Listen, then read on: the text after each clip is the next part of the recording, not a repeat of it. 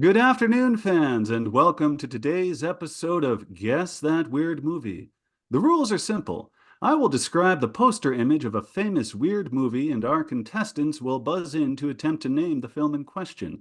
Each correct answer gets a point, and the contestant with the most points at the finish, either after our 20 images have been described or we run out of time, wins. I will describe the image, and once the title is guessed, or not, I will share it. Let's now go around the screen and meet the contestants, starting with Ms. McSorley. Hi, Terri here. I'm a big horror movie fan, and I had a blog, Gore Girls Dungeon, for a long time. It hasn't been active, but I am active on the Twitter and newly on TikTok, and just a movie fan. Happy to be here. Wonderful. Mr. Hubbard? Well, those who have tuned in, my name is Robert Hubbard, or L. Rob Hubbard, as you can see on the site. I write for 366 Weird Movies for a while. I also have my own blog, Mimazine, which you can find. I occasionally blog there. Most of the time, I'm dropping little nuggets of wisdom on Facebook and Twitter on occasion. Excellent. And finally, the administrator. Hi, I'm Greg Smalley. I'm a weird movie reviewer from Louisville, Kentucky, and my hobbies include liking and subscribing to Pod 366 and watching weird movies. That is fantastic. All right, so without further ado, we're going to get this started. Contestants, please buzz to indicate your buzzer is functional. Baby. Good, good enough. All right, we're going to start with an easy. This wasn't in the rules that we were going to have to provide our own sound effects. But take all your questions up with the administrator after the contest. He'll be happy to address them. All right, here we go. This is all on black, deep black. I'm going to talk about the font a little bit. It's close to cadmium red. It's dripping. It's gory. It's scary. Dominating. Suspiria. Suspiria. I'm sorry, that's not it. You are disqualified unless both Greg and Rob fail to guess. I will continue with the description. Dominating the top half of this poster is a pair of lips. Baby. Rocky Horror Picture Show. That's correct, Greg. The Rocky Horror Picture Show. Now, oh, it started so early. I really jumped the gun there. And as you can see here, there it is. I can see the picture show. A different set of jaws, yeah. which is definitely, this is a period poster I found for it, and I guess there was some competition that year from a lesser film. All right. Giles, are you aware that we can see the upcoming? I am, and I can split this into 20 different things, or, well. I mean, I didn't really get any of them, but good. Well, what I'll do then is this. I can fix this easily. I'll have that as my own reference point. So we'll go into the next image, which I believe you can't see since I'm no longer sharing, and I will prep my own little thing here so that we don't give any further sneak peeks. All right, this next picture here, we have got a lineup of 4 famous comedy actors, one of them looking dismayed in a pale suit, one of them looking evil with a strange nose, bow tie, and receding white hairline, one of them looking a bit smarmy with a sheriff's badge, and on the far right, the one woman in the film wearing a dress with one of the blankest stares I've ever seen. These 4 figures are looming over a junkyard motif. On the right-hand side, there is a tall mansion with a clock tower atop it. On the left-hand side is a buzzard sitting atop a pile of bones, and scattered around are various wrecked vehicles. What's your guess? I just saw this like last month. Nothing But Trouble? That is correct. Nothing But Trouble. Yes. Wonderful. One of Pete Turbovich's favorites, and one of the only movies we've reviewed 3 times, having once said, no, we're not going to do it, and then, oh, we went and did it anyway. Very nicely done. And of course, the image for that one here, I'll bring up on, let's see if I can quickly open it. This is obviously not going to work in my favor, so I'm going to have to start winging it. Here we go. The image in question is, of course, For Nothing But Trouble. And as you can see when I share my screen here, look at that. There's Chevy Chase, Dan Aykroyd, John Candy, Demi Moore, and you've already guessed it, Rob. Okay. Yes. Okay. Yeah, we're doing an on the fly rejig here. So that was Nothing But Trouble. Dead heat between Greg and Rob, and we begin round 3. It is definitely not over yet for Ms. McSorley. So we're gonna dive to something a little more weird here. This film is got a future look. There is a man looking apprehensively toward the camera, taking this snapshot, if you will. He is at the end of a short tunnel that is absolutely glowing with neon style or fluorescent tube lighting. He has a grid lattice superimposed on his face, which is, shall we say, a bit of foreshadowing for this minor character that leaves a major impression at the beginning of this film.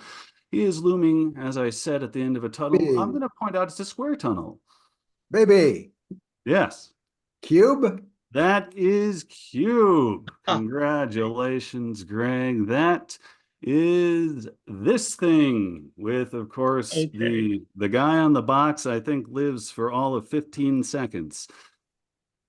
Or, well, things happen to him. All right, nicely done. I'm going to stop the share, close that file, and randomly choose. Oh, here we go. This will be a fun one. We have a different color tone here. This one is a white one, and dominating this movie poster is a kind of jaunty cowboy style formal attire guy. Some style and shades, a Stetson cap, bolo tie, cut off mostly, but you can see that there's a guitar to this gentleman's right, and he is reading a tabloid newspaper, which is advertising not only the name of the film, but the ostensible subject matter of this film. Baby. Rob, did you get in? No, so I'm still. Yeah, I guess that's you, Greg. It's True Stories. That's correct, Greg. Oh, okay. You're owning it here. And sharing my screen now. There he is, Dave Byrne reading about his own movie. What a poser. All right, as we shuffle forward through this extravaganza, we're going to reach a little bit further back in history, and we're going to go straight to, we'll go for a deep dive here. I have a terrible suspicion Greg may be dominating, but we got some horror going on, not to give too much away. All right, this film poster is on an orange seeping into reddish backdrop. Dominating the upper half is a very elaborate photo frame, and inside a sepia photograph of 2 individuals, each looking kind of distressed in their own way.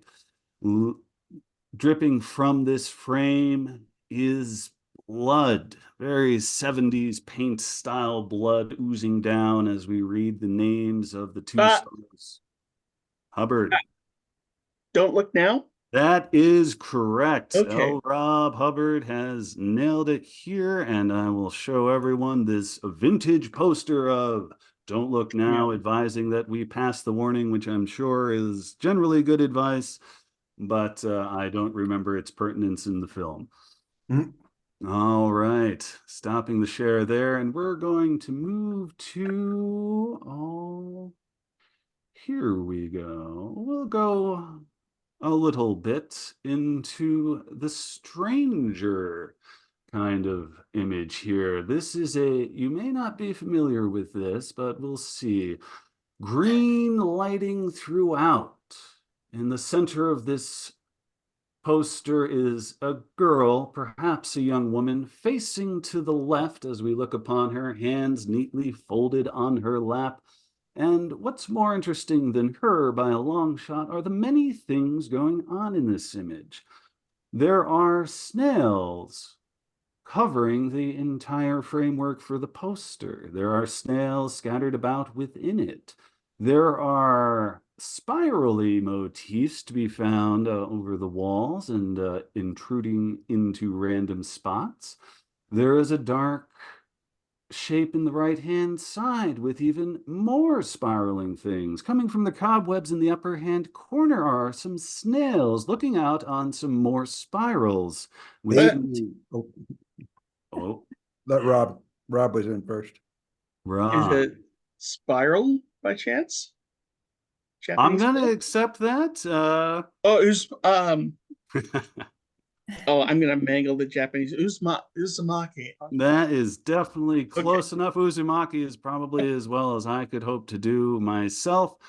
This is a poster I had never seen before Oh, at yeah. about 5 hours ago when I assembled this bunch of stills.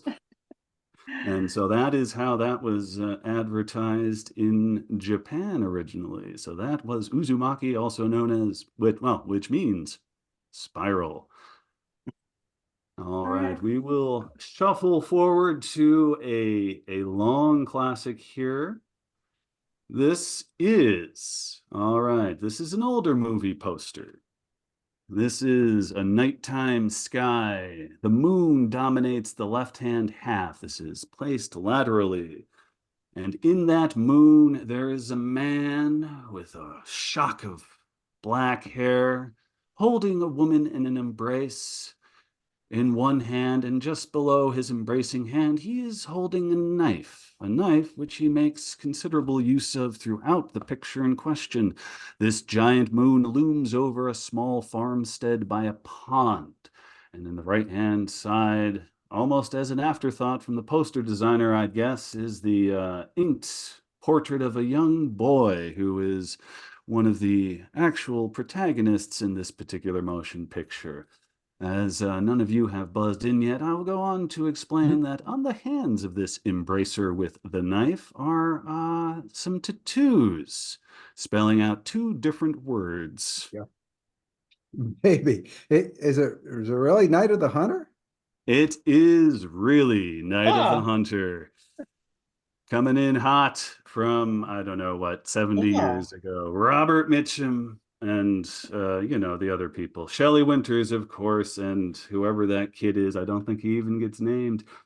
Maybe he's one of those small names there. But yeah, I did quite like how the main character got such short shrift in his movie poster there interesting. as I've young never boy never hero. seen this particular artwork for Night.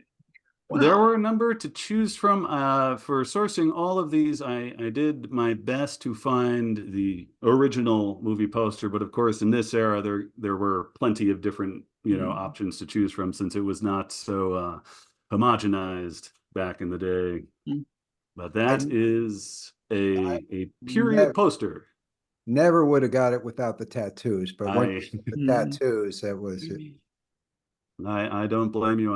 I don't think it because that could probably describe half of the film noir-esque or otherwise black and white thriller kind of movies from that era with its dominant moon there. All right, well, let's shuffle around in time. Oh, here's a fun one. Okay, we are in the 90s now with a dark, up close Mm. black and white photograph of a gentleman. It's hard to see much about him other than that he is bald-headed, but by the time we might investigate any details, his face kind of melds into the face of the lead actress in this film, and just kind of shuffled off to the side is a third character who I don't think really quite deserves the billing here that his screen time might suggest, but he was a very big name in that era.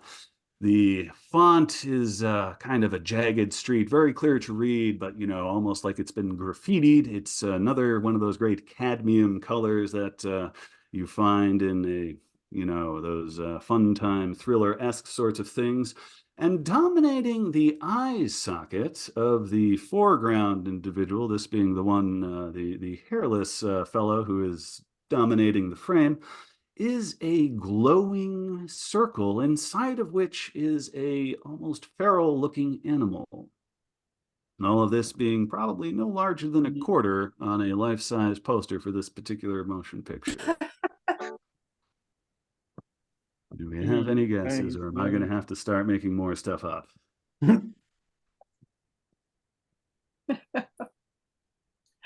Well, 90s, you said? apparently guessing posters not really my thing.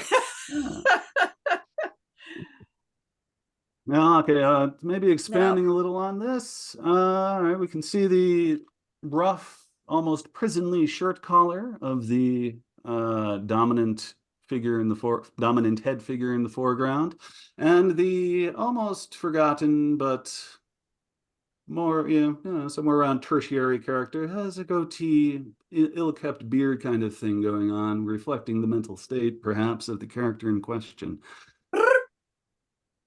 I'll try Angel Heart. Angel Heart. I'll have to check that out. Do you, that is incorrect, as in 3, in 2, in 1. All right. Well, that's a point against me anyway. So we're going to share the screen, and here is 12 Monkeys. Okay. Which was, I think, toward the beginning of that awful trend of just jamming every single character onto an image they possibly could. So that was, all right, 1 point against the presenter. Let's see, we're going to go for, here we go. We're going to go to foreign lands now. And we have here, it is a formerly glorious wall with a door, nice hard wood, probably painted a delightful suede beige when it was new, but it's now all dowdy and moldy and unpleasant.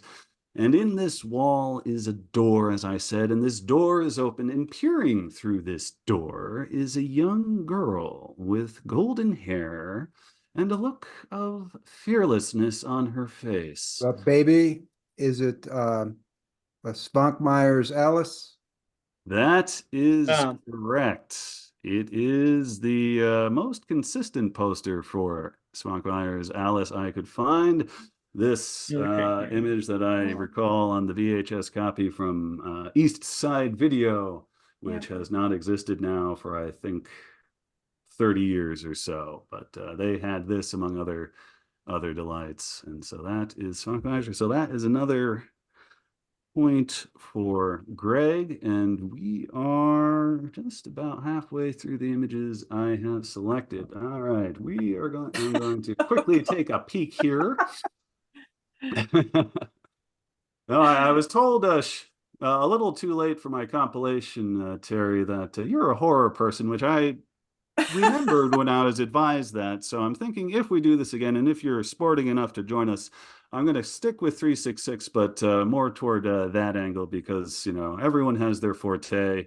And Greg obviously has the home ground advantage. This being horror is definitely my favorite, but I mean, I do watch other movies. I have probably seen all these movies that you've talked about, but yeah, guess I didn't know the poster. So, well, as I said, many of these I didn't either until my. I'd like to point out that Terry has a horror movie right over her left shoulder, The Karate Kid. A menacing that's actually tale an action figure. That's a Johnny Lawrence action figure, actually. Yeah, he has 3 different heads: an angry head, a happy head. Quite fantastic. That sounds fantastic. Wonderful. All right, this one is going to be a bit difficult for me. There's a lot going on in this. It's black and white. It is almost done like a photograph, but in like a drawn version of a photograph. And dominating the middle of this has got to be some of the most expressively terrified eyebrows I've ever seen on a woman or anyone at all in a horror movie poster. This is black and white, mind you. She's got tousled, longish brown hair. She's wearing, I'm going to guess, a white dress. Hard to tell from the coloring here, since this is a vintage poster once again. and she is being clutched.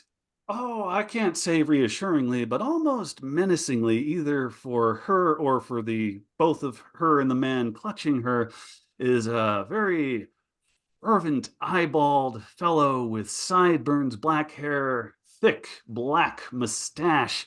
And in the background, we can see the silhouettes of perhaps more peaceable times in their relationship together, of him looking kind of upward at a wispy version of the heroine or victim, certainly the female protagonist in question.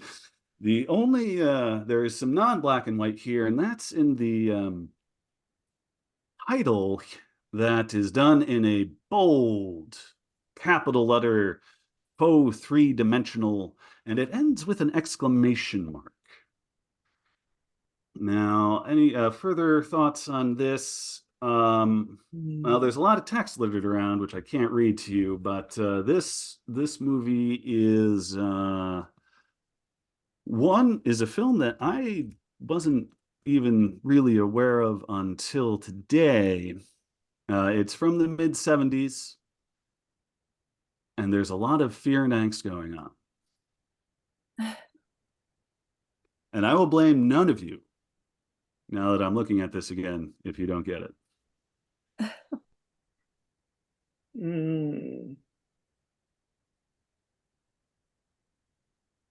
All right. 3, 2, Got nothing. 1. All right. Well, I guess perhaps blame one of you. And I'm sure you'll own up the moment I share this, because one of you reviewed this. Oh, yes. I've actually seen this movie. Yeah. So I love Well, I it's love trying the- to. Well, it's interesting trying to match the descriptions also with my memory of like movie and poster art, and it's like this was another one with, shall we say, more than one option for it. This was the most striking, and I don't, and I think maybe if I could have more fully communicated the eyebrow thing, perhaps that might have jogged your memory, because that picture of the top of her head is just, I've never seen anything quite like it. That was Thundercrack. I don't think you said what it was. Oh, sorry, excuse me. Yes, that was Thundercrack. That is a Canon film reviewed. Of course, yeah, Rob, you'd be reaching back 7 or 8 years now. That was Canonically Weird number 275 in Days of Yore. All right. Well, we'll go to something with some color now. More color than yellow. All right. This is great. We got a cloudy, dark green thing going on here. We've got a bold, angular, super sci-fi font for this. Well, it's not quite a palindromic title, but it definitely has some echoes from first half to second.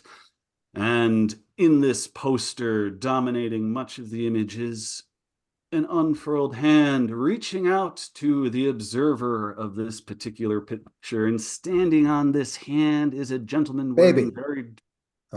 Is it Phantasm? No, it is not Phantasm. Greg, you're out unless the other two are unable to make a guess. Anyhow, in this hand is a gentleman standing. He is wearing very tall black boots. He is a mustachioed fellow with sort of ponytail-length black hair, and he himself is holding out his own hand, creating a blast of light image, almost crystalline in its motif, lots of jagged points coming out, and that is projecting an image of a bunned woman with low-cut décolletage of a blue dress.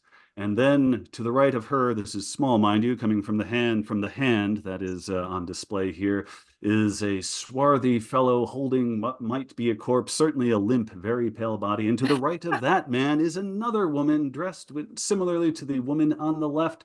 Can't tell her hair because she's got it done up in a fetching green and red cloth thing going on it. And this is all hovering above glasses of red wine. This is only one part of this image. On the right-hand side, not coming from any hands whatsoever, is a sort of aquatic thing, which has some crucified Jesus things going on amongst some swimmers. And in the middle of this thing, there looks like a battlefield with a fellow in armor on horseback, various corpses littering the field. Looks like someone's holding a gun to another. And seeing as the other two haven't buzzed in yet, other than the hand and the man on the hand dominating this is a giant stone carved face. Ah, Expression in a oh, bah. Zardoz. it is Zardoz. Okay. That is I knew correct. it was there's something it was familiar. I was going to keep myself but okay. So perhaps one of my Yeah. favorite movie posters I've seen when hunting around. Wow, There's yeah. a lot of great stuff going on. That is pretty great. And I think that leaves the score 4-4 to Ms. McSorley. Yes. And Oh, we have 8 minutes left, so I will shuffle along as best I can. Let's see. Oh, here's another famous one. This will be quick, I'm sure. We are moving now into the future, not as far future as Zardoz's set, of course, because we're not there yet. We have a very typed font here over orange. We have a very beigey, bland background above. A man holding an item in his hands, and above this item is a fedora hat. There is, to describe this item, well, I'm going to guess it's a Clark Nova, but it is some sort of. Maybe then. Oh, I think that was Greg. Yeah. Naked Lunch. That's right. It is Naked Lunch with the famous typewriter man. Well, almost photograph looking, but obviously not real there. All right, Greg has snuck ahead of Rob, and I need to start remembering which of these. Here we go. All right, we're going to go back in time, but to the future once again. This is another film. This film is from the 70s, so I'll lay that out for you. It begins by advising us what year this movie takes place. This advisement, or Babe, this doesn't. I'm gonna guess. Uh-oh. Yes. Boy and His Dog. Greg, man. Okay. You're Yeah, I killing don't us. think I've seen it.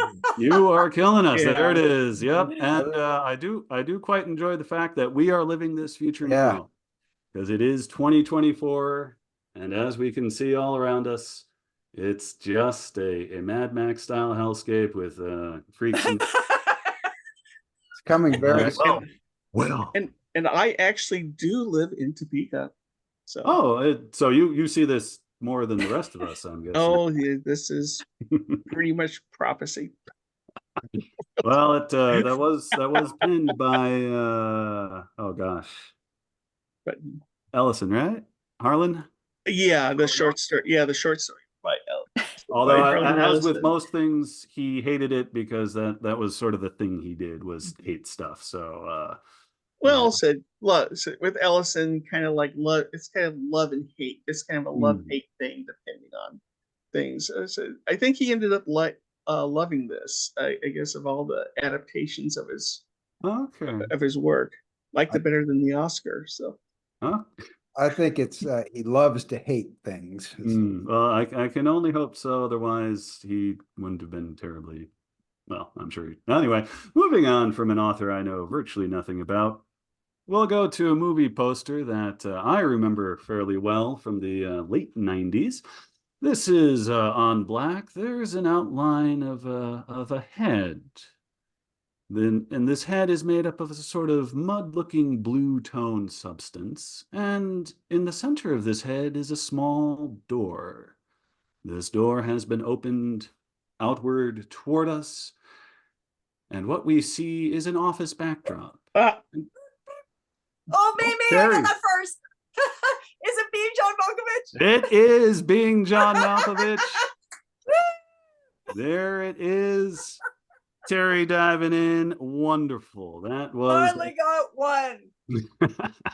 nicely done. Being John Malkovich is correct. So we will now quickly shuffle, not to rob you of time for your little victory there, but we are down to the last 4 minutes, and I got to see. All right, well, let's see if I can do this one with any degree of clarity.